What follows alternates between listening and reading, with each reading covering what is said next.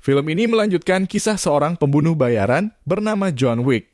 Ia berada di New York untuk bersiap untuk membalas dendam terhadap High Table sambil bersembunyi di bawah tanah bersama Bowery King.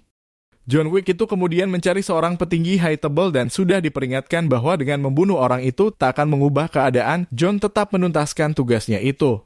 Kondisi itu akhirnya membuat semuanya semakin melebar dan Winston yang membuat posisinya diberikan beberapa pilihan setelah mendapatkan surat dari salah satu anggota High Table, Marquis Vincent de Gramont.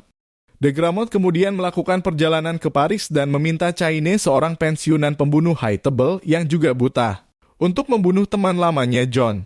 De Gramont juga mengancam akan membunuh putri Caine jika permintaannya tidak dipenuhi.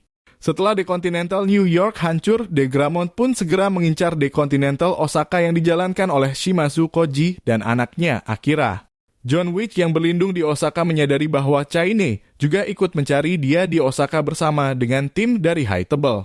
Caine pun yakin John Wick akan muncul di hotel tersebut. Aktivitas tim tersebut pun diamati oleh seorang bernama Nobody.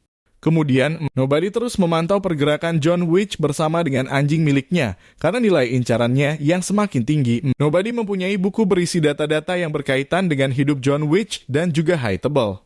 Di sisi lain, Akira memperingatkan ayahnya untuk tidak mendekati John Wick, namun ayahnya tetap akan bertemu dengan pembunuh bayaran tersebut karena ia yakin telah mengenal John dengan baik. Hingga pada akhirnya Akira menemukan John Wick ada di atas gedung The Continental Osaka bersama dengan ayahnya. Hotel itu pun menjadi medan pertempuran antara John Wick melawan High Table.